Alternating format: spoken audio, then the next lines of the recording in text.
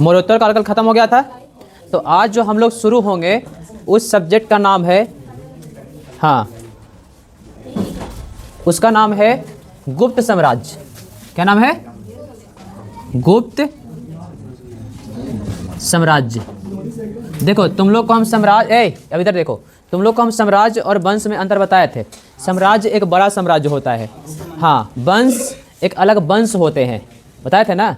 हाँ, तो साम्राज्य और वंश में ये अंतर है, वंश छोटा होता है ना। साम्राज्य जैसे साम्राज्य के अंदर में बहुत सारे वंश भी आते हैं, मतलब बोल सकते हो कि आसपास के जो राज्य होते हैं वो भी आते हैं। अब कैसे आते हैं? ऐसा नहीं कि वहाँ का राजा ही यहाँ का राजा वहाँ का राजा भी होगा, ऐसा नहीं। वहाँ के राजा तो अलग होंगे अलग, लेकिन वहाँ का कुछ प्रशासनिक व्यवस्थाएँ, कुछ ये सब कौन देखेगा? तो ये सब देखेगा बड़ा राज्य, उसी को कहते हैं साम्राज्य। अब देखो लास्ट टाइम हम लोग थे पढ़े थे मौर्य साम्राज्य। मौर्य साम्राज्य के बाद हम लोग को ऐसा साम्राज्य देखने को नहीं मिला। उसके बाद हम लोग देखने लगे मौर्य वंश, उसके बाद देखे हम लोग कुषाण वंश, सातवाहन वंश, भारतीय राजवंश में तो छोटे छोटे वंश थे जो छोटे छोटे भाग में विभक्त थे। लेकिन इसके बाद जब पूरी तरह आक्रमण शांत हुआ तो एक नया वंश की उदय होता है, एक नया साम्राज्य का उदय होता है, नाम है गुप्त साम्राज्य। क्या नाम है? गुप्त साम्राज्य। गुप्त साम्राज्य जो थे, गुप्त साम्राज्य के पहले वाले जो व्यक्ति थे उसका नाम था श्रीगुप्त। श्रीगुप्त जो व्यक्ति थे वो कुषाणों के सामंत हुआ करते थे। क्या करते थे? कुषाण के राज्य में सामंत का काम करते थे। सामंत मतलब होता है विदेश मंत्री, कहते हैं उसको, है ना। सुमंत, सामंत, है ना, उसी को कहते हैं। तो वो विदेश मंत्री हुआ करते थे और वो विदेश मंत्री होते हुए फिर अपना एक नया वंश, जैसे कुषाण वंश खत्म हुआ तो एक नया वंश बनाना शुरू किए। किसने बनाया? श्रीगुप्त ने। क्लियर? उसी को बोलते हैं गुप्त साम्राज्य। अब देखो ये वंश छोटा सा था, लेकिन ये वंश बढ़ते बढ़ते बढ़ते बढ़ते बहुत बड़ा हो गया, इसीलिए इसको बना दिया गया वंश से गुप्त साम्राज्य का नाम दे दिया गया। क्लियर? चलो अब इसके पर बात करते हैं। पहला पॉइंट कि गुप्त जो थे किसके सामंत थे? कुषाण के सामंत। हाँ, गुप्त कुषाण के सामंत थे, कुषाण के सामंत थे। क्लियर? दूसरा पॉइंट क्या होगा कि गुप्त जो थे, है ना, इनका संस्थापक कौन था भाई? श्रीगुप्त। संस्थापक, तो संस्थापक का नाम है श्रीगुप्त। क्या नाम है? श्रीगुप्त। 2 पॉइंट क्लियर हो गया, है ना। हाँ, देखो कुछ लोग कहते हैं कि ये क्षत्रिय थे, कुछ लोग कहते हैं ये वैश्य थे, और कुछ लोगों का कहना है कि ये, है ना, पंजाब के थे। ऐसा नहीं है, इतिहासकारों में थोड़ा डिबेट है ना। कुछ लोग कहना कि नहीं ये वैश्य वाले लोग थे, कुछ लोग कहना नहीं वैश्य वाले लोग नहीं थे, ये कहाँ से आए थे? क्षत्रिय थे। कुछ लोग कहना नहीं पंजाब वाले लोग थे, तो पंजाब में जो हून जाति वाले लोग थे उसमें से एक निकल करके आए थे, वो कहानी शुरू हुई थी, उसके बाद फिर गुप्त वंश की स्थापना हुई थी। बात समझे? हाँ, इसकी स्थापना कहाँ होती है? तो कौसंबी में। कहाँ? कौसंबी। कौसंबी में इसकी स्थापना होती है। क्लियर? 3 पॉइंट क्लियर हुआ, है ना। अब एक क्वेश्चन पूछेगा कि गुप्त वाले कौन थे, तो बता देना कि गुप्त वाले का भी कन्फर्म नहीं हो पाया है, इतिहासकारों ने कन्फर्म नहीं किया है। ऐसे लोग मानते हैं कि वैश्य थे। क्वेश्चन में कभी कभी आंसर आ जाता है कौन थे, तो लोग मारते हैं वैश्य थे। वैश्य मतलब तुम लोग को 4 वर्ण हम पढ़ाए थे, है ना। कौन कौन सा? तो पहला ब्राह्मण है पढ़ाए थे, दूसरा क्षत्रिय, तीसरा है वैश्य, तीसरा वैश्य, और चौथा शूद्र है। तो जैसे हम लोग पढ़े थे, कुछ बोलते हैं मौर्य वंश। मौर्य वंश वाले कुछ लोग बोलते हैं शूद्र थे। मौर्य वंश वाले बोल रहे थे ना, कुछ लोग बोल रहे थे क्षत्रिय थे, कुछ लोग बोलते हैं नहीं शूद्र थे, है ना। वैसे ही इनके वाले में डिबेट है। कुछ लोग बोलते हैं कि नहीं ये वैश्य थे, कुछ लोग बोलते हैं नहीं ये क्षत्रिय थे, कुछ लोग बोलते हैं नहीं। काशी जायसवाल बोलते हैं कि नहीं ये पंजाब से आए हुए ब्राह्मण थे। तो मतलब 3 डिबेट हो गया इसका। क्लियर? लेकिन अगर क्वेश्चन में कभी आ जाए, आया तो नहीं ऐसा कुछ, लेकिन क्वेश्चन में कभी आ जाए कि ये कौन थे, है ना, तो हम लोग को मारना है कि ये वैश्य थे। कौन थे? वैश्य थे। लेकिन हायर लेवल क्वेश्चन देता नहीं है, ये डिबेटेबल क्वेश्चन है ना। लोअर लेवल क्वेश्चन 1 लाइनर में आ सकता है, आने की संभावना होती है। ठीक है, तो लिखो। हाँ, वैश्य थे, दूसरा क्षत्रिय थे, तीसरा पंजाब के थे। पंजाब के कौन थे? ब्राह्मण। अब वैश्य थे किसने कहा था? तो वैश्य थे क्या था? एक किताब लिखने वाले व्यक्ति हैं, उनका नाम था रामशरण शर्मा। क्या नाम है? रामशरण शर्मा। इनकी किताब आती है रामशरण शर्मा, इनकी किताब आती है एंसेंट हिस्ट्री की। बात समझे? एंसेंट हिस्ट्री की बहुत फेमस किताब है रामशरण शर्मा का, ठीक है ना। हाँ, दूसरा बोलते हैं कि क्षत्रिय थे। क्षत्रिय किसने कहा? तो एक व्यक्ति हैं गौरी शंकर, ये भी इतिहासकार रहे हैं। गौरी शंकर ये भी इतिहासकार रहे हैं, ये भी एंशिएंट हिस्ट्री का ही इतिहास कर रहे हैं। तो इनको कहना है कि नहीं, क्षत्रिय थे। तीसरा है पंजाब के ब्राह्मण थे, ये कौन कहते हैं? तो ये काशी जायसवाल, काशी प्रसाद जायसवाल, ठीक है, काशी, हाँ, काशी प्रसाद जायसवाल। ये क्या कहते हैं भाई साहब कि नहीं ऐसा नहीं है। तो डिबेटेबल क्वेश्चन हो गया कि नहीं हो गया है? लेकिन बोला जाता है कि वैसे थे, क्योंकि रामशरण शर्मा की बातों को रखा जाता है, क्योंकि ये इतिहासकारों में मेन अपना थोड़ा सा ओहदा अच्छा रखते हैं।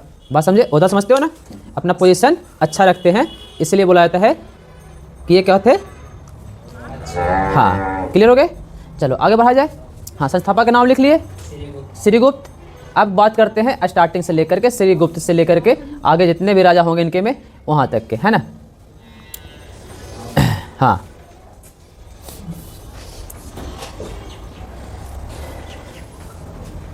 ऐसे देखो, श्रीगुप्त का जो शासनकाल रहा है वो कुषाणों से रहा है।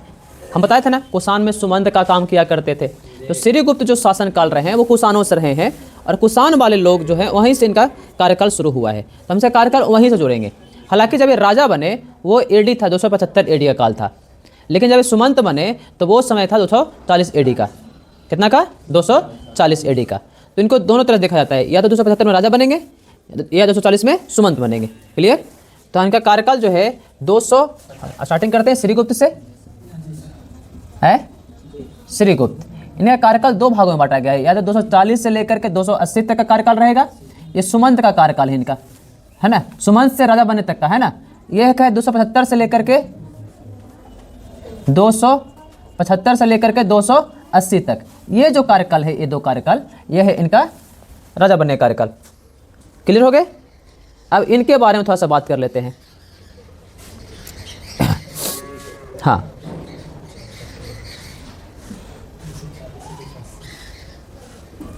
क्लियर?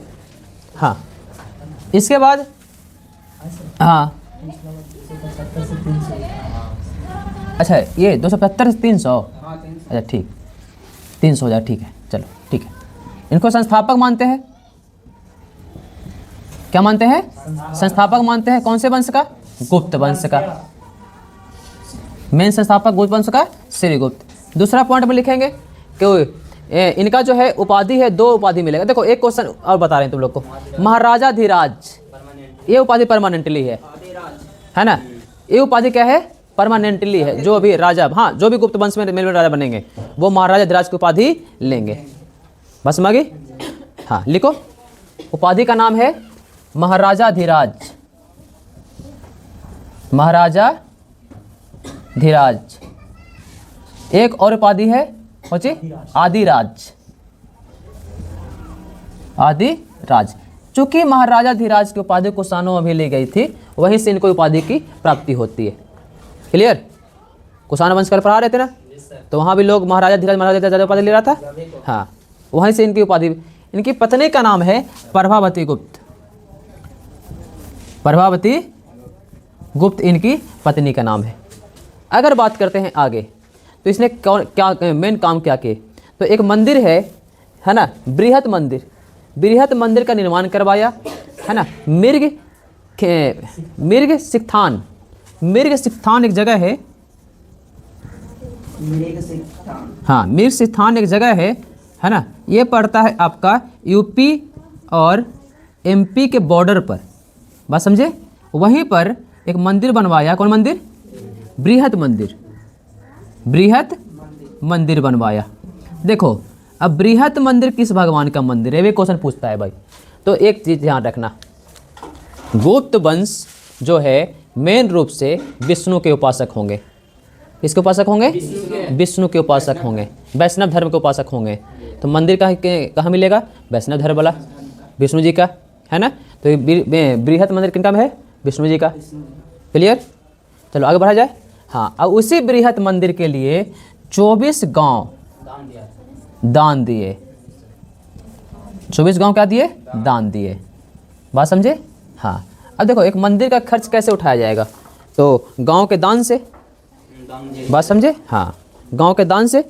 क्लियर?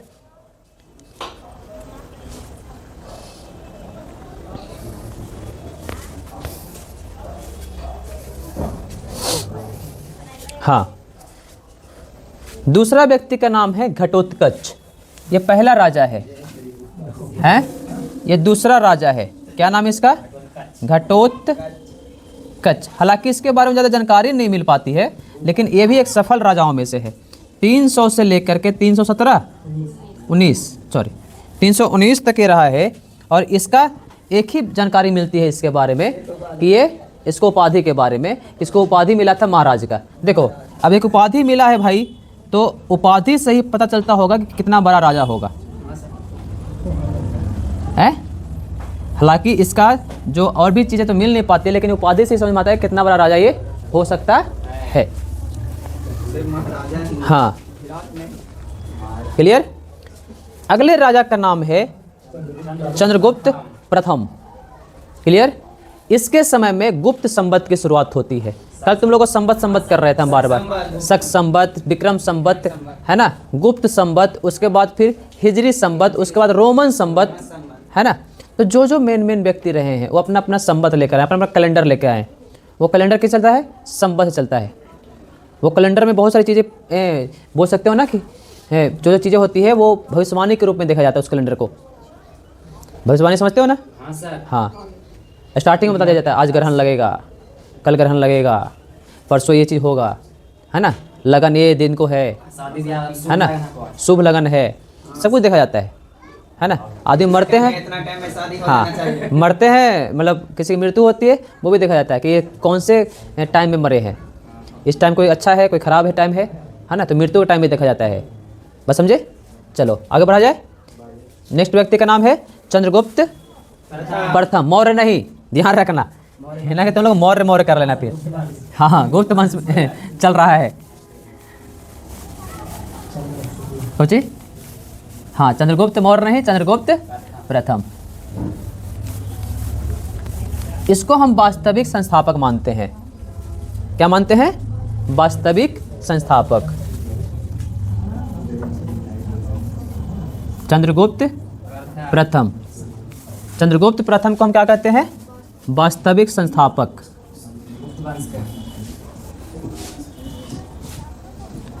वास्तविक संस्थापक समझते हो? हाँ सर। हैं? मान लो कि इसने एक स्थापना किया, मान लो कि नॉर्मल सा घर बन गया, है ना। नॉर्मल घर बनने के बाद फिर क्या होगा? हाँ, उसकी फिनिशिंग नहीं, उसकी फिनिशिंग बढ़िया से एकदम उसको सजा, हाँ रेनोवेट कर दिया, बढ़िया से सजा दिया, उसको वो समझ बोल सकते हैं वास्तविक संस्थापक। मतलब हमको एक राज्य मिल गया है, अब उस राज्य को बढ़ाना, उस राज्य को एस्टेब्लिश करना, ये हमारा काम है। बात समझे? हाँ, इसी को बोलते हैं वास्तविक संस्थापक। तो ये व्यक्ति जो है अपने राज्य को बहुत बढ़िया की तरह से एस्टेब्लिश किया था। यही कारण रहा कि आगे जाकर के जितने भी राजाएं आए तो उनको इंटरनल प्रॉब्लम में ना झेलना पड़े, इसके लिए वो बाहर का प्रॉब्लम देखना शुरू किए। मतलब अब देखो, इंटरनल प्रॉब्लम में लोग घिर जाते हैं तो बाहर वाला काम होगा? नहीं होगा। अगर इंटरनल प्रॉब्लम नहीं घिरेंगे तो बाहर वाला भी देखेंगे, चलो रे हमारा क्या करना है, राज्य वृद्धि करना है, तो देखेंगे बगल वाला राज्य छोटा है, उसको संधि का प्रस्ताव भेजेंगे। संधि का प्रस्ताव माना तो माना, ठीक है, नहीं माना तो फिर युद्ध करेंगे। है, बाद में तो फिर मनाना है ही, है ना। हाँ, क्लियर। चलो तो लिखो। हाँ, उपाधि है इनका महाराजा धीराज। महाराजा धीराज इनका उपाधि है। हाँ, अब इनके बारे में बात करते हैं। तो ये व्यक्ति जो है, हाँ, ये व्यक्ति जो है अपनी राजधानी को चेंज करने वाला व्यक्ति है। राजधानी को कौशाम्बी, कौशाम्बी कहाँ पड़ता है भाई? एमपी की यूपी? एमपी दोनों के बीच में। कौशाम्बी कहाँ पड़ता है? एमपी में। अभी यूपी में है। ध्यान रखना। हाँ, दोनों के बीच में ना है, अभी यूपी में कौशाम्बी। तो कौशाम्बी से लेकर के कहाँ आया था? कौशाम्बी से पाटलिपुत्रा लाया। हाँ, पाटलिपुत्रा लाया, है ना। मतलब राजधानी चेंज, मतलब यूपी से उठकर कहाँ आ गए? अब मेन केंद्र कहाँ बन गया? जो पहले केंद्र था मौर्य वंश वाला, जो मौर्य वंश वाला पहले केंद्र था ना, मेन केंद्र वही बन गया, बिहार अपना, है ना। जो छूट गया था बिहार हमसे बीच में मौर्योत्तर काल में, वो बिहार फिर से हमने पा लिया, है ना। नहीं, मतलब राजधानी छूट गया था ना बीच में, अभी तक तो है ही है, लेकिन बीच में राजधानी छूट गए थे ना, राज दूसरा का हो गया था ना। जैसे कुषाण आए, कसाक आए, पल्लव आए, वो सब राज करना शुरू कर दिए, है ना। चलो अगला पॉइंट लिख लो। इनकी पत्नी का नाम है कुमार देवी। भाई साहब देख ले, गुप्त वंश का ये पहला वंश है जिसमें सारे पत्नियों का नाम ज़्यादा से आएगा। सबसे ज्यादा इस सऊदी अब देखो पत्नियों का नाम आने का रीजन यही तुम पढ़ोगे। मुस्लिम वाला वंश को बहुत सारे पढ़ाएंगे तुम लोग को, है ना। दिल्ली सल्तनत 5 वंश पढ़ाएंगे, उसके बाद मुगल पढ़ाएंगे, वो सब पढ़ाएंगे। तो वो सब में, हाँ वो सब में तुम लोग को मिलेंगे क्या, रानी का नाम नहीं मिलेगा उस सब में। रीजन क्या है, हाँ कि ज़्यादातर लोग जो हैं हमारे वाले यहाँ एंसेंट हिस्ट्री में जितने वंश हैं उनमें जितना भी प्रशासन चलता था ना उसमें रानियों का सहयोग होता था। रानी अपना जो है ना पीछे सुनते, आगे नहीं आती थी, पीछे सुनते रहती थी। और सुनते सुनते मतलब मान लीजिए कि कोई हमको सलाह लेना है तो चलो भाई एक सलाह रानी से भी ले लिया जाए। हाँ रानी बहुत समझदार है और लास्ट सलाह तो उसी का मानेंगे और क्योंकि उनके पास वीटो पावर है। वीटो पावर समझते हो ना बाकी सब बोल दिया नहीं नहीं नहीं, रानी बोलते नहीं करना तो चाहिए, बस हो गया कहानी खत्म, वहीं पर आओ, तुम्हारा नहीं खत्म बाकी तुम नहीं देख लो अपना। वीटो पावर वहाँ लग गया है, वही करना है। हाँ तो क्लियर हो गए। हाँ एक पॉइंट और लिख लो, इन्होंने गुप्त संवत की शुरुआत की। हाँ कुमार देवी, लिच्छवी की राजकुमारी थी ये भाई, लिच्छवी गणराज का कुमार देवी। हाँ लिच्छवी की राजकुमारी थी ये। लिच्छवी के बारे में तुम लोग पहले पढ़ाए हैं, लिच्छवी गणराज है ना, 16 महाजनपद में पढ़ाए थे, है ना। हाँ गौतम बुद्ध के माता भी लिच्छवी से बिलोंग करते थे। चलो आगे बढ़ा जाए। हाँ अब देखो यह प्रथम स्वतंत्र शासक है। देखो अब स्वतंत्र शासक क्या होता है पहले समझा देते हैं। जब ये गुप्त वंश बना तो कुषाणों के अंडर में काम कर रहे थे ये। ऐसा नहीं था कि अपने तुरंत का तुरंत बनेंगे तो तुरंत एस्टेब्लिश हो जाएंगे, है ना। किसी न किसी सहायता लेना पड़ता है। बात समझे कि हमको आप सिक्योरिटी दीजिए, बोला ठीक है हम दे देंगे, आप अगला अपना घर बना लो, कोई दिक्कत नहीं है ना। अब तुमको जो भी घटेगा हमसे मांग लेना। बात समझे। तो कुषाणों ने भी यही किया था। कुषाणों ने भी समझ में आ गया था कि अगर हमको एस्टेब्लिश रहना है तो हमारा कोई ना कोई व्यक्ति को तो उठना होगा। तो वहाँ पर सुमंती उठ करके आया था, योग्य व्यक्ति होगा तब तो उसको आया, लेकिन हाँ ये भारत के व्यक्ति था। तो कुषाणों को समझ में आ गए थे कि अगर भारत में एस्टेब्लिश रहना है तो भारत के व्यक्ति को ही आगे करना पड़ेगा। तो इसने फिर आगे किया था। फिर जब ये चित्रगुप्त एस्टेब्लिश हो गए, एक छोटा सा राज्य बना लिए। घटोत्कच से आया, घटोत्कच उसको थोड़ा सा और बड़ा किया, है ना। उसके बाद आता है चंद्रगुप्त प्रथम। चंद्रगुप्त प्रथम जब आता है तो चंद्रगुप्त प्रथम क्या करता है कि अपने आप को स्वतंत्र कर लेता है। अब ये कंडीशन चेंज हो गई है, कुषाण वंश वाले थोड़ा सा डिमोलाइज हो गए हैं, खत्म होने के करार पे हैं। बात समझे। और ये है जो उत्थान पे है। तो बोला कि ठीक है अब हमको आपकी आवश्यकता नहीं है, हम अपने आप को स्वतंत्र कर लेते हैं। ठीक है, व्यापार में, राजनीति में, है ना, युद्ध में। बात समझे। क्लियर। लिखो भारत का प्रथम स्वतंत्र शासक, गुप्त वंश का प्रथम स्वतंत्र शासक।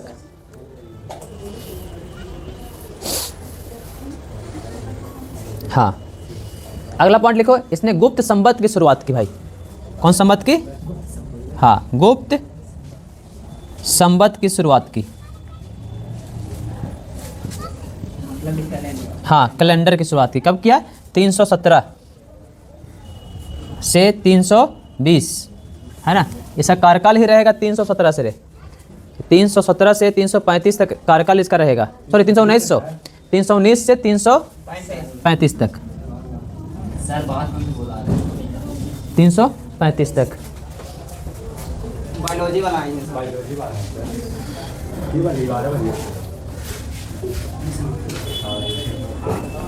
बोलो। अच्छा पढ़े आई है 2 मिनट में 2 मिनट छुट्टी दे रहे हैं।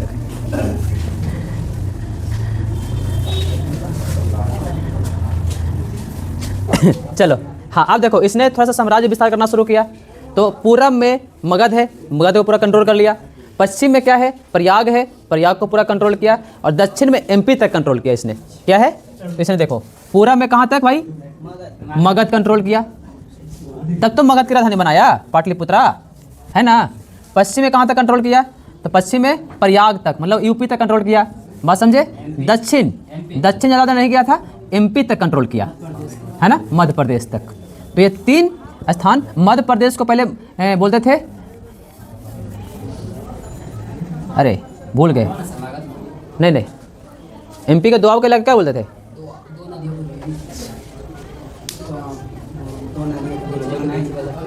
तुमने भूल गए, बहुत बढ़िया। हम तो भूलेंगे, तुम लोग भी भूल गए। चलो ठीक है, हम क्या तक लिखते हैं। दक्षिण में एमपी तक कंट्रोल कर लिए।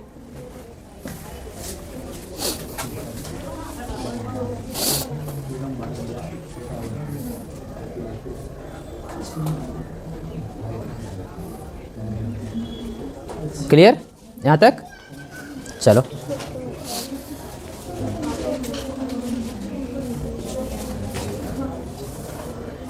जल्दी सुनने करा था ना।